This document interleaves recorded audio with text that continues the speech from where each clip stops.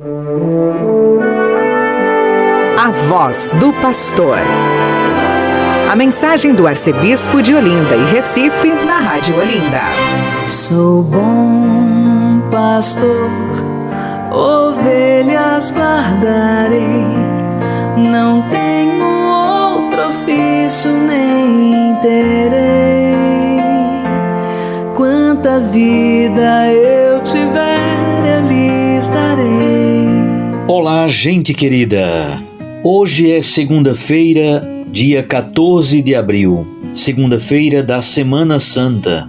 Estamos vivendo estes dias grandes, bonitos da nossa fé, meditando os mistérios mais profundos da fé cristã. E o texto do Evangelho de hoje, que a liturgia nos oferece, é de João capítulo 12, versículos 1 a 11. A unção de Jesus por Maria, a irmã de Marta e de Lázaro. O Evangelho do Dia. A Palavra de Deus, nas ondas da Rádio Olinda. 6 dias antes da Páscoa, Jesus foi a Betânia, onde morava Lázaro, que ele havia ressuscitado dos mortos. Ali, ofereceram a Jesus um jantar. Marta servia e Lázaro era um dos que estavam à mesa com Jesus. Maria, tomando quase meio litro de perfume de nardo puro e muito caro, ungiu os pés de Jesus e os enxugou com os seus cabelos. A casa inteira ficou cheia do perfume do bálsamo. Então falou Judas Iscariotes, um dos seus discípulos, aquele que o havia de entregar.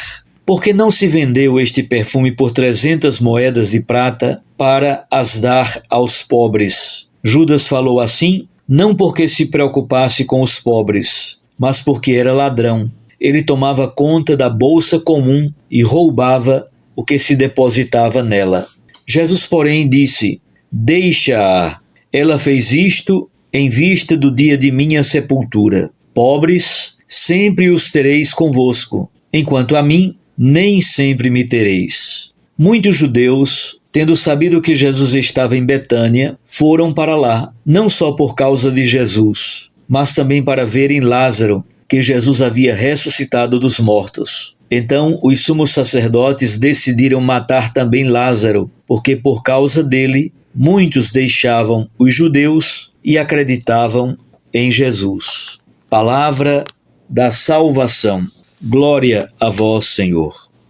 Minhas irmãs e meus irmãos, este capítulo 12 do Evangelho de João tem um material bastante heterogêneo, bastante variado. Primeiro tem esta cena da unção em Betânia, depois a entrada solene e triunfal de Jesus em Jerusalém e, por último, aquele episódio em que os gregos querem ver Jesus e procuram Tiago, procuram Filipe. Pois bem, é um material bastante diversificado, bastante heterogêneo. E é este capítulo 12 que conclui a atividade missionária de Jesus em Jerusalém. O capítulo 13 é a última ceia e depois começa o longo discurso que Jesus faz durante esta última ceia, que vai do capítulo 14 até o capítulo 17. No capítulo 18 do Evangelho de João, nós temos a prisão de Jesus e aí começa o processo propriamente dito. Capítulo 18 e capítulo 19, processo à crucifixão e à morte de Jesus. Capítulos 20 e 21, os relatos de ressurreição e de aparição do ressuscitado.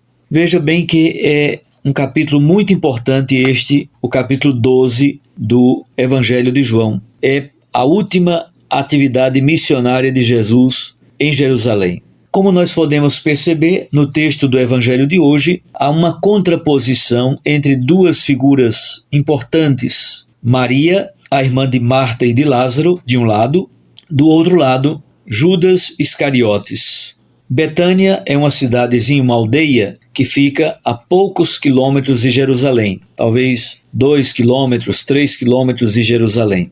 E nessa aldeia morava esta família, estes 3 irmãos, Maria, Marta e Lázaro. Lázaro foi revivificado por Jesus, foi ressuscitado, assim digamos, e ele oferece a Jesus um banquete como agradecimento. Marta aparece na sua função de servidora, aquela que é a dona da casa, exatamente isso que significa a palavra Marta. Ela é a senhora, é a coordenadora de todo o processo da refeição. E Maria aparece com esse gesto simbólico, ungindo os pés de Jesus com um perfume preciosíssimo de nardo puro e muito caro. Maria unge os pés de Jesus e os enxuga com os seus cabelos, de modo que a casa fica toda inundada com o perfume do bálsamo. A cena de Maria é absolutamente gratuita. Ela não tem nenhum problema de, entre aspas, desperdiçar todo aquele perfume caríssimo. É uma cena marcada pela graciosidade, pela gratuidade absoluta. Do outro lado, Judas Iscariotes, que toma conta da bolsa comum, a bolsa do dinheiro, mas ele é desonesto e ladrão. Além de ser traidor por causa de dinheiro, lembre que Judas traiu por causa de dinheiro, por causa de ganância e avareza, por causa de 30 moedas, Judas questiona a atitude de Maria em relação a Jesus com uma postura absolutamente falsa, com uma postura absolutamente hipócrita. Porque não se vendeu este perfume por 300 moedas de prata para as dar aos pobres?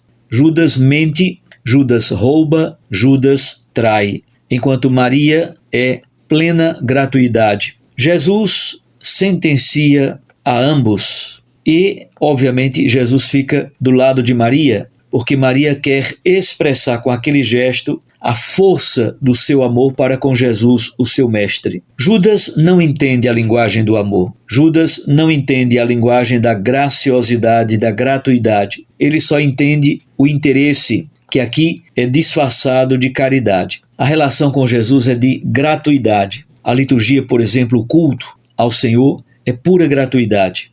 O perfume é associado à sepultura. É como que uma antecipação do sepultamento de Jesus, já que os judeus, quando sepultavam, enrolavam em uma toalha, em um lençol, e passavam uma substância, uma resina perfumada em todo o corpo.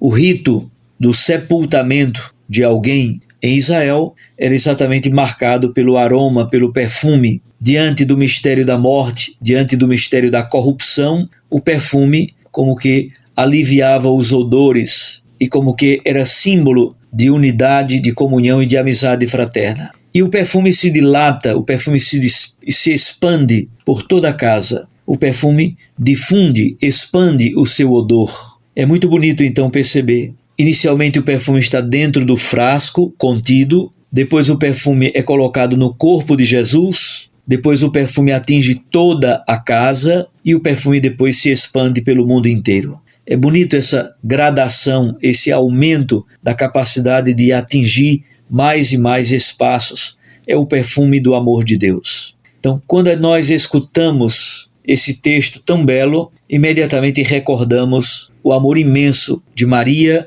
a irmã de Lázaro, para com Jesus Cristo. Imaginamos também a amada do livro do Cântico dos Cânticos que procura o seu amado. Também nos episódios em que aparecem Maria Madalena, mais uma vez aparece o arquétipo, aparece este elemento bonito do livro do Cântico dos Cânticos no capítulo 3º. A amada que busca por toda noite o seu amado, encontrar o seu amado, o Messias, o seu esposo.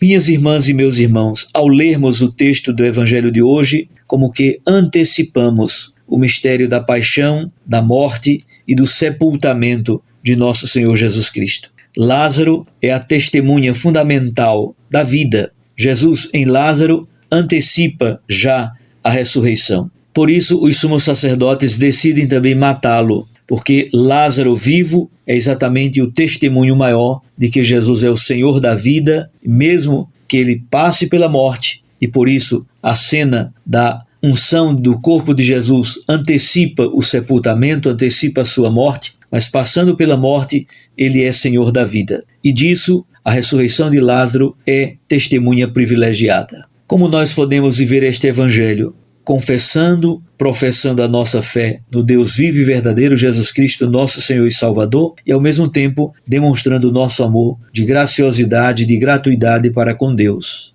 O gesto de Maria é de pura gratuidade. Assim seja a nossa relação com o Senhor nosso Deus. Um abraço, fique com Deus e com sua Mãe Maria Santíssima. Eu os abençoo em nome do Pai e do Filho e do Espírito Santo, suplicando ao querido Deus que Ele nos ajude a viver a nossa fé como pura gratuidade e que o perfume, o odor do Espírito Santo, que é o odor de vida, se espalhe pelo mundo inteiro, por todos os recantos da face da terra. Uma santa semana, uma semana santa muito abençoada. Lembro que não é um feriado, não é tempo de ir para a praia, não é tempo de ir para a granja, não é tempo de ir para a chácara, é tempo de vivenciar os grandes mistérios da nossa fé, participando ativamente desta semana grande, semana abençoada, que é a Semana Santa, celebração dos maiores mistérios da nossa fé. Até amanhã, se Deus nos permitir. A voz do pastor. Sou bom pastor, ovelhas guardarei, não tenho outro ofício nem terei. Quanta vida eu tiver, eu lhes darei.